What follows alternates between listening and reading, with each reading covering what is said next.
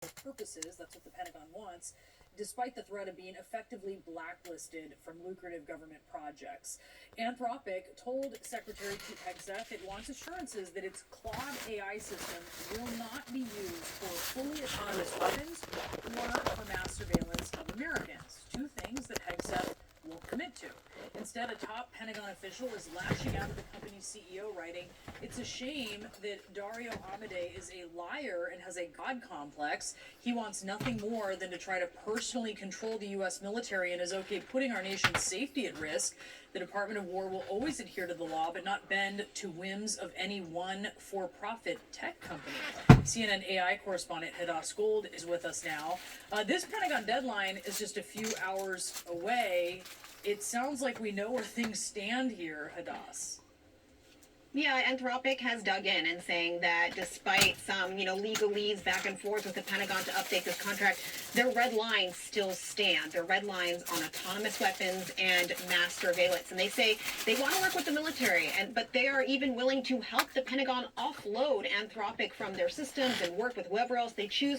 Here's the issue, though. Anthropic's Claude is so far the only system that works on the military's classified network, and it's really good. And a lot of people at the department, at the Pentagon, they use it and they like it. But I do want to read to you some of what Dario Amodei says about one of the concerns about autonomous weapons. And what he says is that today's frontier AI systems are simply not reliable enough to power fully autonomous weapons, and that they will not knowingly provide a product that puts America's warfighters and civilians at risk. And that in addition, without proper oversight, fully autonomous weapons cannot be relied upon to exercise the critical judgment that our highly trained professional troops exhibit every day. Dario is saying, and this is a quote from him, "We cannot in good conscience accede to the Pentagon's request to drop these red lines because they just say there are issues with this." Now, the Pentagon is saying we need to be able to make our own decisions in times of war. We can't, have to go running back to the company for help. But now, Anthropic is getting some huge support from one of its top rivals, OpenAI. Sam Altman has come out in both a memo to staff and in public statements saying that they have the exact same issues, the same red line issues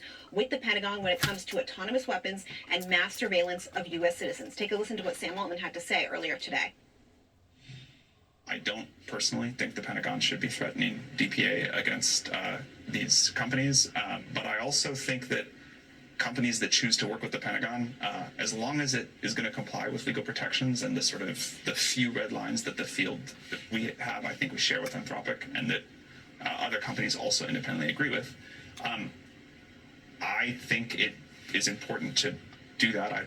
I've been, for all the differences I have with Anthropic, I mostly trust them as a company, and I think they really do care about safety, and I've been happy that they've been supporting our warfighters. I'm not sure where this is going to go. And Brianna, this is a big deal, though, because if the Pentagon is not going to use Anthropic, then one of their next best options is OpenAI, which is considered almost as good or just as good as Claude system. But this presents another issue for them. Yeah, no, that's really interesting. I wonder, Hadass, if this would be an issue if the Trump administration had not gutted this military legal process, right? You have a lot of, especially former JAG folks, who are looking at some of the decisions that this Defense Department has made, and they're saying things that have been deemed as legal, they actually question the legality of. I wonder if that plays into some of the concerns of these companies. Yeah, I mean, I've been talking to a lot of people in this space. I talked to the former DOJ liaison for the DOD. I've talked to, former undersecretaries of the Department of Defense, and they were like, we don't know what they're talking about. How can you label a company like Anthropic, an American company, a supply chain risk? There's never been an American company that's been deemed a supply chain risk. And at the same time, being threatened with the Defense Procurement Act, which would compel potentially a company to work with the Pentagon. How can you have both things be true at the same time? And I've literally been told by some of these former officials, I don't know what they're talking about when it comes to this. So there's a lot of legal issues and there's a lot of speculation. This is just punitive. This is about having reputational harm. This is about hurting Anthropic's businesses, because if they're deemed a supply chain risk, anybody who has a contract with the Pentagon would then possibly have to show that any of their military work doesn't touch an Anthropic product. And maybe in that case, they would just drop Anthropic, drop working with them, and go somewhere else. So for a lot of people in this world, they see this as just purely punitive. Yeah, no, the logic of it is contradictory unless you look at it through that lens of is this punitive. Hadas Gold, thank you so much. Really appreciate the report. Coming up, the bidding battle appears to be over, but the war may just be beginning for Paramount and its plan to take over Warner Brothers Discovery. Stay with CNN for that. Have I got news? What we're running into here is basically a elapsed timing regarding what has happened in the past 30 plus years with the Reagan and the Bush administration, that our government officials have been so lax. Not only did they let independent private contractors get ahead of them, but now the genie's out of the bottle to the degree that now Russia, Korea, China, other big players out there can gain the same type of advantage pertaining to AI that could and would exceed anything that our government officials has ever even began to think of, much less has thought of. Whenever I talk about a delay, and whenever I talk about supporting President Putin in the aspect that the Christian society has been cheated regarding the delay of the second coming of Christ coming in the or on the right hand of the Father, basically seeking vengeance upon them who know not God and upon them who obey not the gospel. I'm just not speaking to hear myself rattle. I'm actually telling the truth.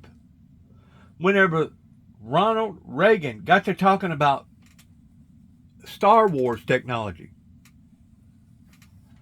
and then if you get to looking at what Eric Snowden done in retaliation to giving that type of authority over to government officials, they have been so lax in so many areas, including 9/11. And it wasn't just the fact that they never should have allowed for the second plane to hit the second building in New York, but it never should have occurred to begin with, pertaining to their laxness in taking care of the American people. It's almost like they've all had their heads shoved up their tail holes and they was unconcerned about what was going on with privatized independent companies. And of course, I had to pray immensely after I realized where I stood with the people in this great nation, and where I stood with the government of this great nation, and where I stood pertaining to my illiteracy and not being able to properly read and write pertaining to my dyslexia. I understood real quick in the early to mid 90s that if something like this did not come on to play regarding the life of the Jubilee Jesus Christ Windmill Ministries missions, that basically I was over with. Because if I was solely relating around so-called smart people or authority figures in Northwest Tennessee, I'd been waiting till hell freezes over before any, much less everybody, would have known who Dennis James Juby Jackson was, also known as Elderly Brother Juby, regarding the ministry and regarding the influxes of sending 9 cassette tapes to the White House that Ronald Reagan helped to establish the Atlantic and the Pacific alliances, but left everybody else behind. And it wasn't just Dennis Jackson that they left behind. They left the whole shooting match behind. Because they should have jumped on board with the Star Wars plans as far as being the predominant leader of not only our environment down here on the planet, but the environment up in space. And now, because of all these privatized companies, because of all these satellites, because of all these different AI entities, I think they're starting to get sweaty palms up there in the Pentagon pertaining to the CIA. They're starting to get sweaty palms in understanding, oh my God, we really have messed up, haven't we? Well, now they're trying to use other tactics toward basically strong-arming these privatized companies into submitting to what the government wants them to submit to. And because they got more dignity about other people's privacy and respect, they're leery about letting them have it. And to be quite honest with you, I can't blame them. That was the whole primary purpose that Eric Snowden abandoned his own people. And he really didn't abandon us. He basically just had to seek refuge somewhere else other than America, because he knowed that those type of people will literally seek you out and literally have you killed. And the way that they'll usually do it is that they'll make it look like it was self-induced, or they'll make it look like it was a terrible, terrible accident. There's been so many people, not just in the world, but right here in the USA, that has run for public office or has said the wrong thing about the wrong people and wound up disappearing. Do you think that was a coincidence? And we ain't talking about one or two. We're talking about thousands of people. They have been shady from day one, going back into basically the assassination of JFK. And because of it, they've been trying to overstep. They've been trying to crawfish. They've been trying to overlay. They've been trying to explain themselves to the American people. And there's no more explaining. There's no longer explaining. You have messed up. You have jeopardized our way of life pertaining to our safety and our privacy, pertaining to not only us, but pertaining to our children and our children's children, pertaining to the future. And until certain people understand that, Northwest Tennessee, I'm just going to continue to make the videos like I make, and I'm going to continue to say what I'm saying.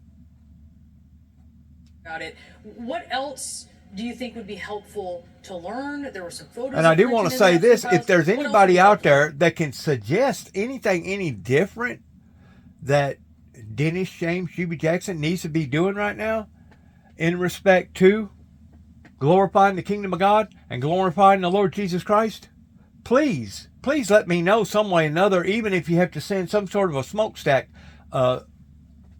message to me through some sort of a fire, that I would like to know what my alternatives are in how come that this has got this far in this behind, and now it's affecting everybody's lives. It's not just affecting Dennis James Jackson Juby's life. It's affecting everybody's life now. But you have somebody that's explaining why it happened, when it happened, where it happened. Okay? And now we got government officials that's basically overstepping pertaining to our independent privacy type democracy. The Pittsburgh Penguins game, you know, I have gone to Pittsburgh sports all my life. We just don't cheer for the other team. And to see the standing ovation that came there from him for him, but to see it in a place like the city of Pittsburgh, which is not known as a hub of Trump supporters, shows you how off the mark that a lot of these journalists and these actors and the Democrats really are on this whole situation. People don't want politics in their sports. Nobody injected it in it except them. You know, it seems that there's a rush. And I can say the same thing about church pertaining to spiritual affairs. I didn't ask to be political sized. I didn't ask for all these delays. I didn't ask to be able to weaponize AI and use it in a negative influence. But I knew that if I didn't have something like this, the odds of anybody hearing my case or understanding the things that I went through would be slim to none. Would be slim to none. And that's the only reason why that I continue to say what I say, that I prayed desperately for basically the dragon. That's what come out in the early 90s that would translate people's speech into spelling, that it would come forth in such a dominant way that basically it would be smartphone technology that would basically imitate the planet, and that's what's happening. And now various government officials here in America are realizing how far that they've really underestimated the individual that's talking in behind the camera right now. Good luck to all of us. God bless America. God bless our troops. God bless our endeavors towards which way that we go from this moment on. And once more, I can never be so proud of the hockey team pertaining to them pulling it off that we haven't seen now in about 40 years since we wound up beating Russia years ago. God bless. Shalom.